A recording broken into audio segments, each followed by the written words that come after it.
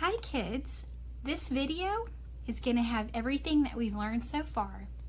We'd recommend repeating this video over and over again. This one's a little bit more unusual because it's going to include like 8 stories in it, okay? And so it would do you a lot of good to watch it over and over because it's going to help you put all of these stories together to make one big picture. So again, we're reviewing our stories. And to begin though, we're going to recap from our last video and just spend like 3 minutes talking about what we viewed in the last video, okay? So it's going to be real quick and then we're going to jump into our new stuff that we're reviewing. Again, what's the very first book in the Bible? Genesis. And what did we talk about that's in Genesis? Do you remember each of these characters? This is Adam and Eve, but who is this? Noah. Noah's in Genesis. And who is this? Abraham. And who is this? Do you remember? Joseph. All these characters are in Genesis. And remember, as we've said multiple times, Adam and Eve were the very first humans ever created. And God created a male and female for each other. Eve was tempted to eat the fruit God told her not to eat. And then she sinned and disobeyed God and gave it to her husband too. They were cast out of the garden. Years later, the Bible talks about Noah. There were lots of people that populated the earth during the time Noah was alive, and they had become wicked. So what does God do? Can you remember? He washes all the bad people away with the flood, except for Noah and his family. God was pleased with Noah, so he spares Noah and his family.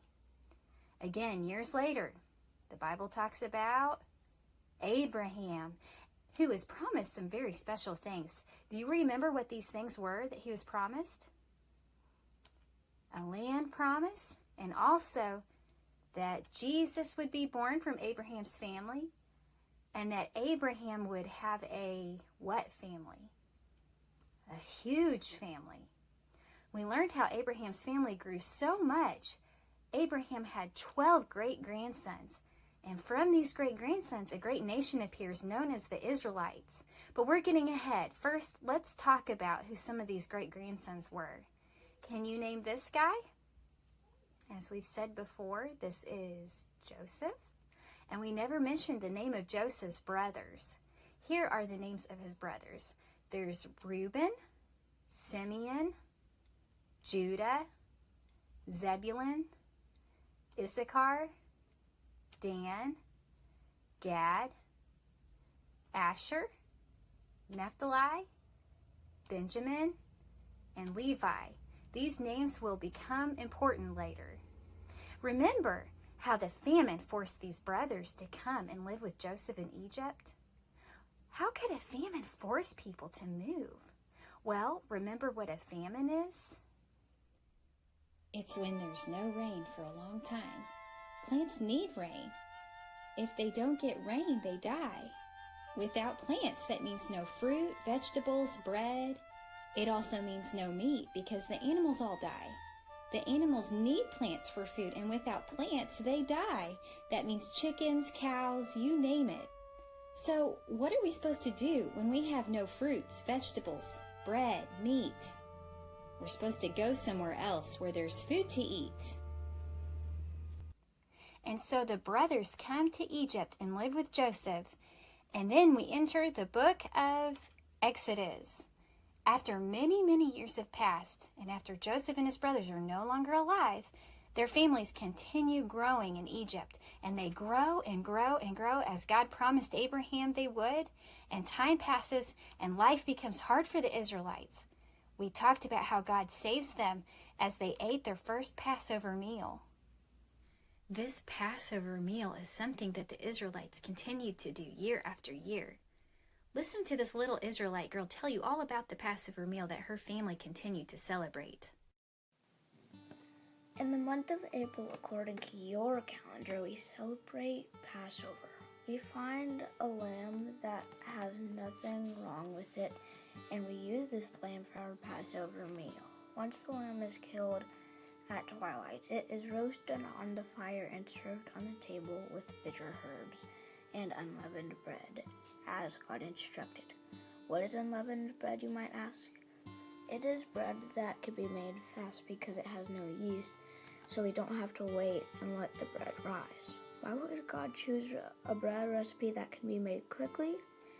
The answer can be told by the very first Passover we ever celebrated. Our first Passover was in Egypt. Do you remember the story? Our ancestors many years ago were slaves in Egypt. God told the Egyptian king to free us, but Pharaoh didn't listen to him. God made many attempts to motivate Pharaoh to obey, but Pharaoh's heart was stubborn. Then one day God told us to get ready, because Pharaoh was about to change his mind. He told us what to do. He told our families to kill a lamb and smear the blood on our doorposts. Then we were told to eat the lamb at our Passover meal that night. This was our very first Passover. That same night, a destroyer came, and it was sent by God. But we were safe from the destroyer because it wouldn't enter the houses that had blood smeared on the doorposts.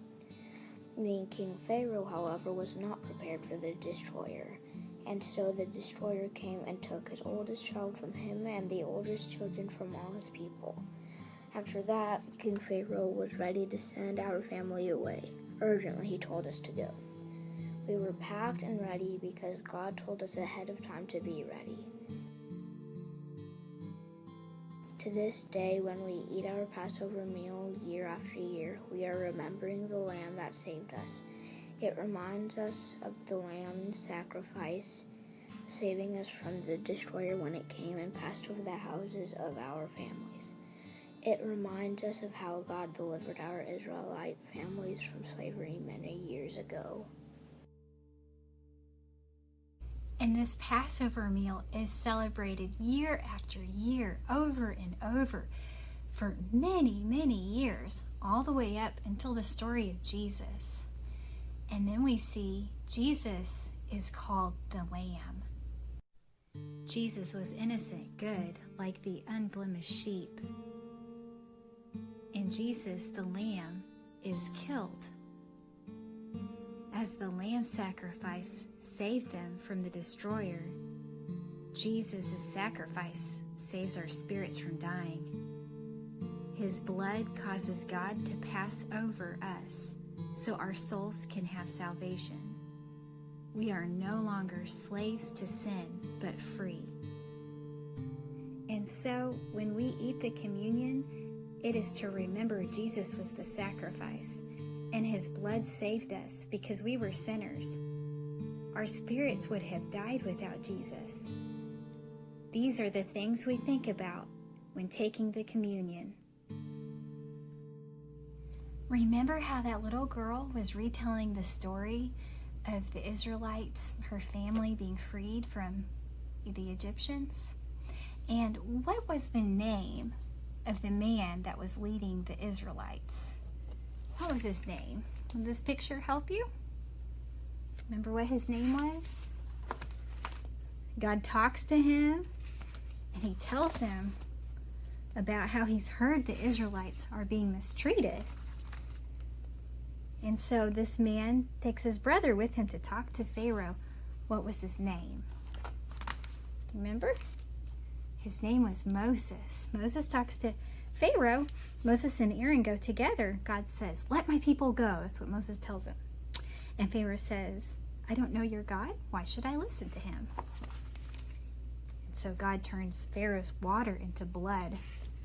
That's his drinking water. Isn't that gross? And then Moses and Aaron keep checking back with Pharaoh to see if he changes his mind. And what does he keep telling them? He keeps telling them no. So God sends frogs, and they died, and they smelled. It was one plague after another. And then gnats, a bunch of gnats. And then flies, just tons of flies. But again, they keep checking back with Pharaoh, and he keeps saying no, he will not let the Israelites free.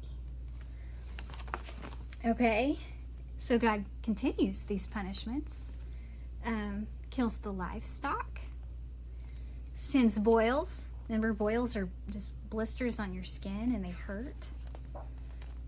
And so Pharaoh is getting affected with these things too, and he just keeps telling them no.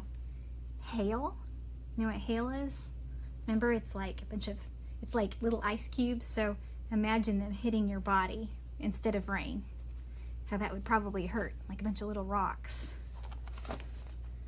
And then God sends locusts, and locust eats the plants. And then darkness for 3 days, no sun for 3 days. And God just keeps doing it. And then finally, the last plague, the death of the firstborn, for those who were not prepared. You are going to see a lot of death stories once we resume in the book of Joshua. You're going to see a lot of people getting wiped out, a lot of dying, and it was God's will.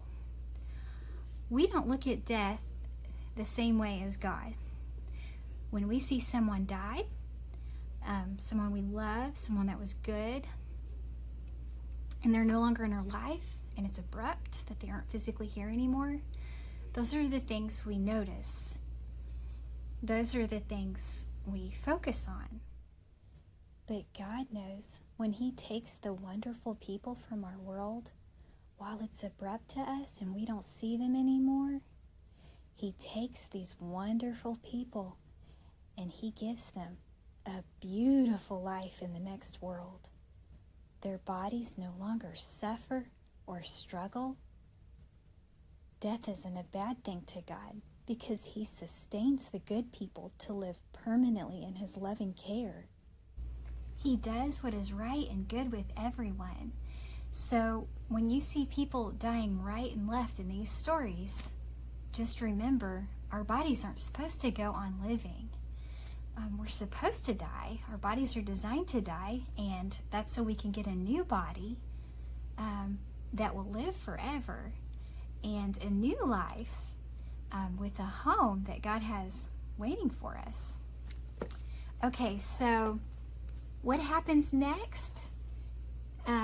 Pharaoh urgently sends off the Israelites.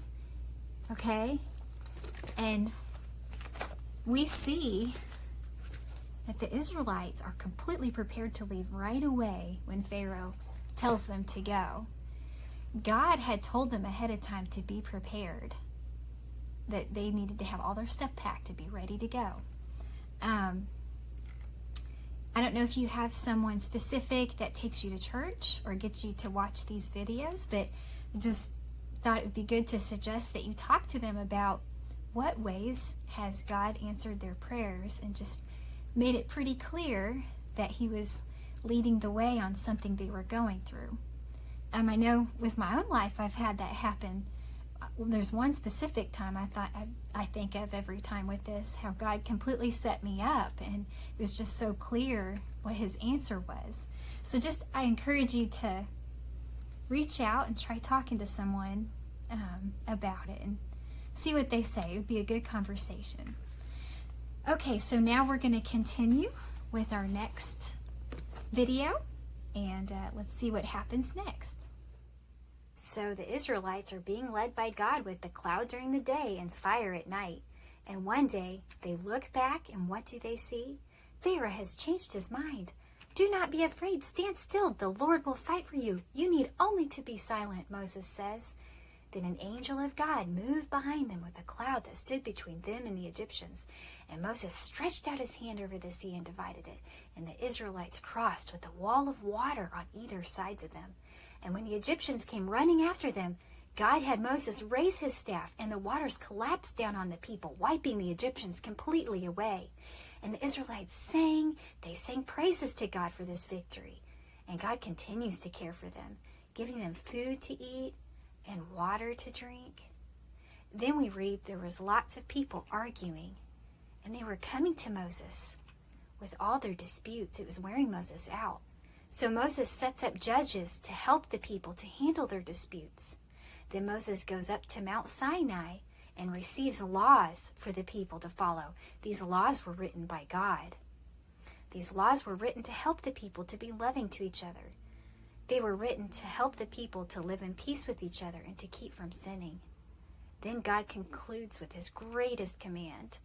Love the Lord with all your heart and with all your soul and with all your strength. What are some of the commandments written on stone? It says, honor your father and mother, that your days may be long on the earth. What does it mean to honor? When you honor someone, you obey them. And so when you honor your parents, you obey what they tell you to do and what they tell you to not do. This list of rules is always for your protection and for your own good. Rules are to keep you safe, protected. Same is true of God. When he gives this list of rules for his people to follow, it isn't for himself. It is for them. He's watching out for their spiritual well-being. Children, this command is written for you. You'll see this verse written in other parts of the Bible too. It's intended for you to honor your father and mother. Another one written on stone is do not steal. So what does that mean? Taking things that aren't yours and taking them for yourself. And another one, do not take the Lord's name in vain.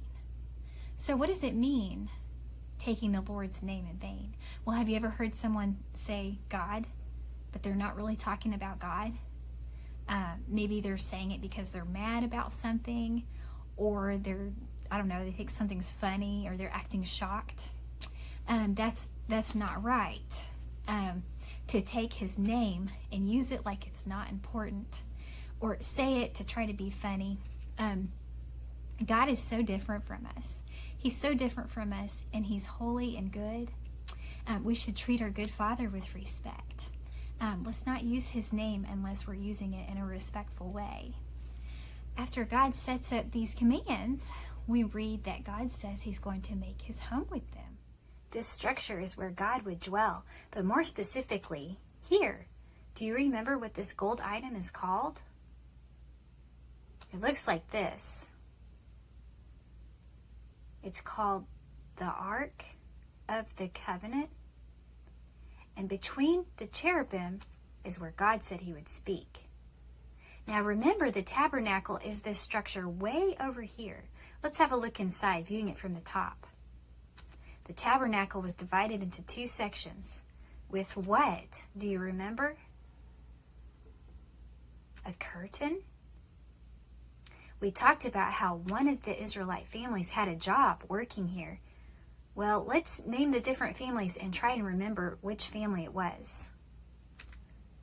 Reuben, Simeon, Judah, Zebulun, Issachar, Dan, Gad, Asher, Naphtali, Benjamin, Levi. Do any of those names sound familiar? Which one of Joseph's families had the job to offer sacrifices? Do you remember? These sacrifices were offered so that the Israelites could keep a relationship with God. Which tribe was it? Do you remember? It was the tribe of Levi. Okay, so get out your piece of paper. We're going to be recreating the tabernacle. Parents of little kids, you might want to help them with this time. We want to try and make this as accurate as possible, okay? Remember, we need to make the courtyard. So trace a line around the edge of your paper, okay? Around the edge of your paper. Okay. I'm not showing you all of my paper, so I'm going to have to make like a square courtyard. Sorry about that. So draw a line around the edge of your paper, making a big square, okay? Okay, once you've done that, you put your hand down, okay? Put your hand down, and you're going to trace the inside of your hand like this. This is the actual tabernacle part, okay? So make kind of like an L shape, okay? And then take your hand away. And right here is where we ended. So what we're going to do is we're going to take that line all the way up like that, okay? This right here is the actual tabernacle, okay? Now, this tabernacle, we said it was divided So what we're going to do is we're going to draw a line through it. Okay. Remember, this was the curtain that divided the room into two. Okay. And then we need to draw a box that goes up in here in the most holy place. Do you remember what this box is, what this represents? This is the actual Ark of the Covenant, where God said he would speak. Okay. So that's what that structure is in the most holy place.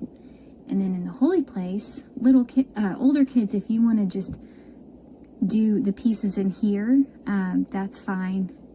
Remember we said candlesticks over here. I don't know if you want to draw like a little candlestick. Over here was the showbread. Okay, and then the incense was in here to make the room smell good, smell sweet. So there's our tabernacle. Little kids, you don't have to draw all that. Okay, but I'd like everyone to do this. Below the tabernacle, draw a circle. Okay. Remember, this was the basin of water or dish that had water in it where the priests would wash their hands. And then now below that, this structure is really important. Okay. Make like a square. Okay. What was this? Do you remember? This is the place where the priests would offer sacrifices, okay? Older kids, if you want to make like a flame, just whatever. So remember, this was the structure where the Levite priests would offer sacrifices daily so that people could have a relationship with God. This tabernacle can be packed up and then taken with them wherever they go. So God takes these Israelites all the way from Mount Sinai towards the Promised Land, the land of Canaan where their family was first promised land. And God has Moses send 12 spies to go and check out the land. They report back that it is impossible to take the land because there were giants living in the land. How quickly they had forgotten all that God had done for them. From the parting of the Red Sea to escape the Egyptians who had enslaved them. God was so disappointed in these people. And so God has them live in the desert for many, many years. Do you remember how many years they had to live in the wilderness? Do you remember? 40 years. Dr. Archie took you all out there to see what the desert looks like. How dry it was out there, and they survived out there with manna that God provided. God was using this time out in the desert to change these people, to show them that God can provide for them, that he can take care of them. They needed to depend on their Father. They couldn't make it through life without him. And then the people start accusing Moses, but they were actually complaining to God. We loathe this worthless food, they'd say. So what does God do? He sends snakes, and these snakes wake the people up, and the people were dying from them. God knew this would help them. Strange, huh? That it takes something bad in order to wake these people up? And they recognize how ungrateful they're being, and they say, we have sinned. They say, we have sinned. So when God does these things, he's not doing it to try and be mean. It is always because he can see what they need that will help them spiritually to be good. God is very concerned that everyone is good. Because what happens to good people? They get to be rewarded for it later. He made a home for us, all the good people. And so, that's the only thing God can ever do is good. God hears them and helps them right away. He cures them once he sees they understand and their hearts are good again. He has Moses build a bronze serpent, and when they look at the bronze serpent, their snake bites would be healed. We talked about how you can still see this symbol today. This symbol is found on things like buildings or cars, and what it tells people is that in these buildings there are resources that can help heal people from their sickness. So what do we do when we're not happy about something? Say we don't like the food we're given to eat. Do we let our mouth say the things that we're feeling inside? If we're sad, do we let our mouth say those things? What we need to try and do when we're feeling sad you've heard this before, is you turn it around and try to think of something good. Okay, so I might think I'm not happy about this food, but instead I'm not going to say that. I'm going to say, I'm grateful I have food to eat, and I'm grateful that God gives me food.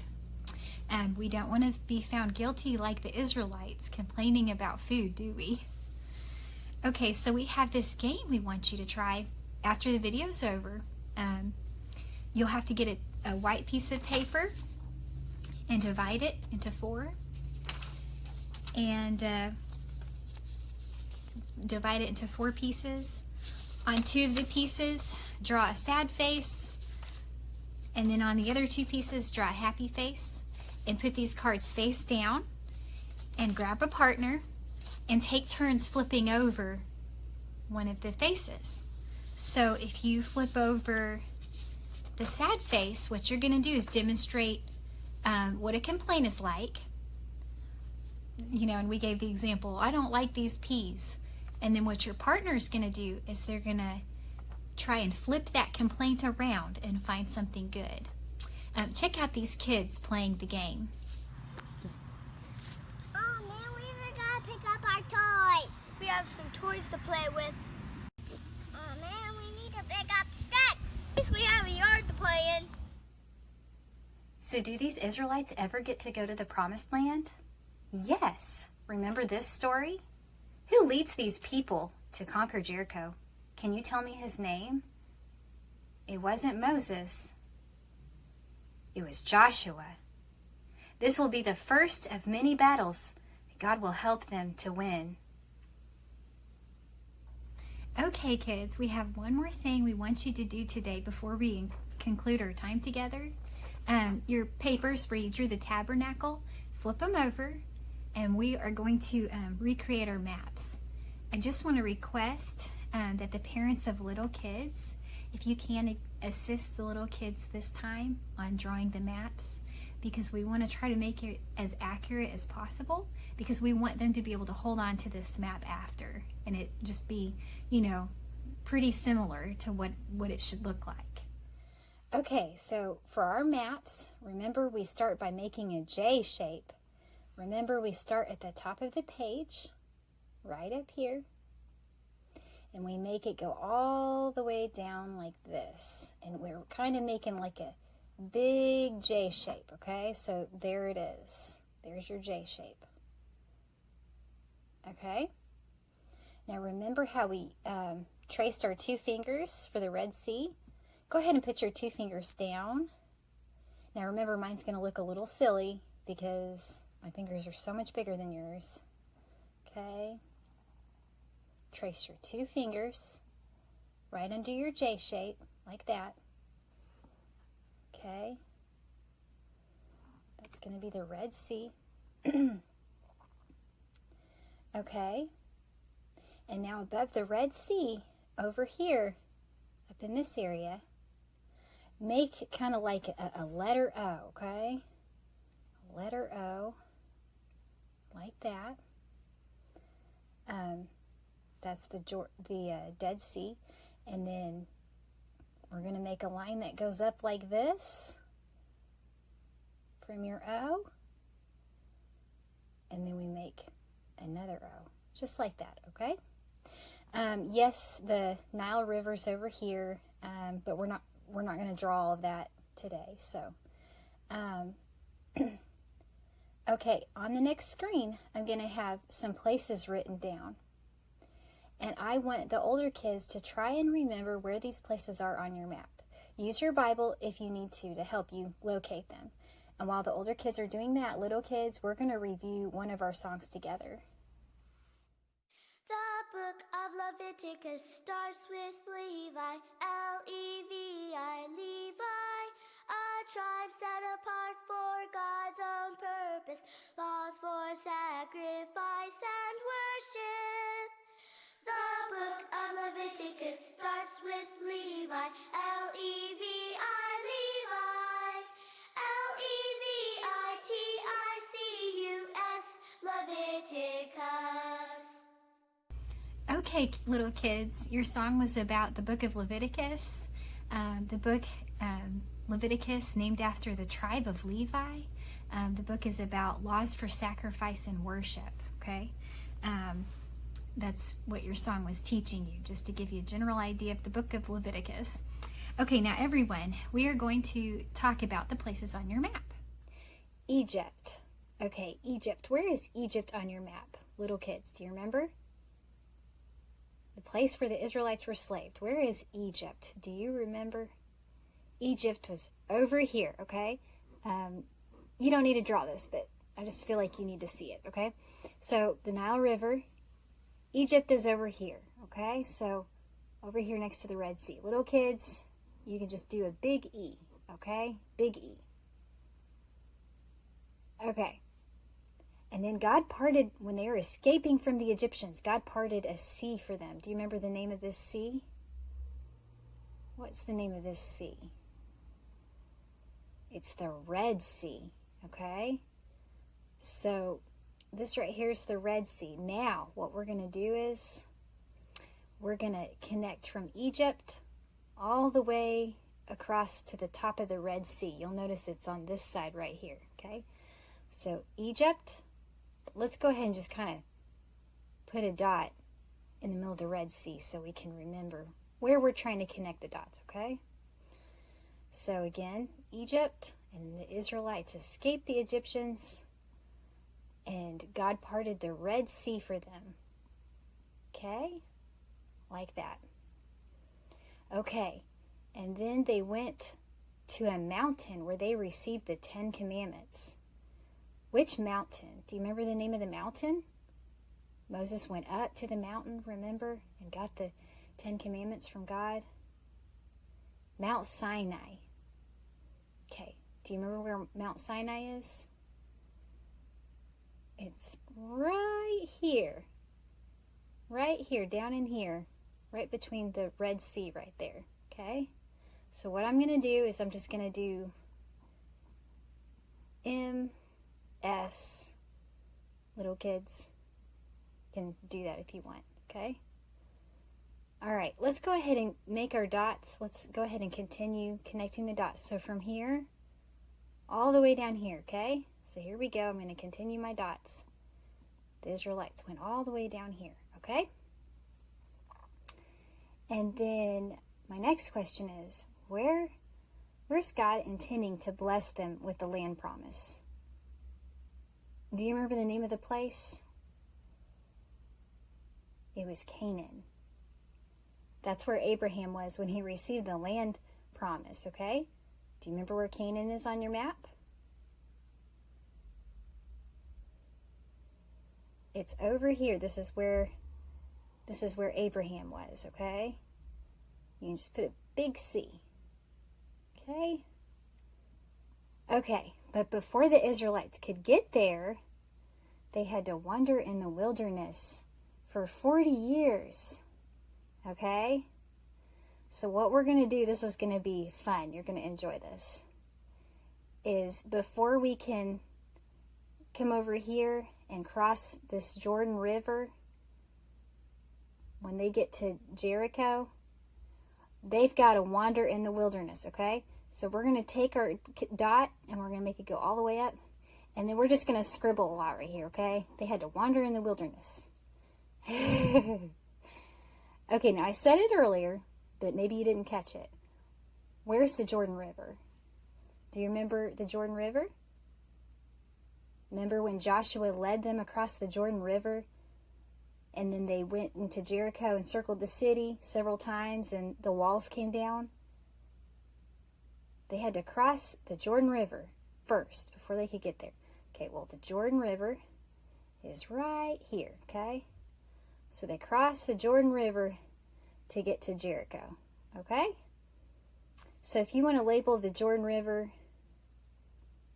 put a big J there, okay?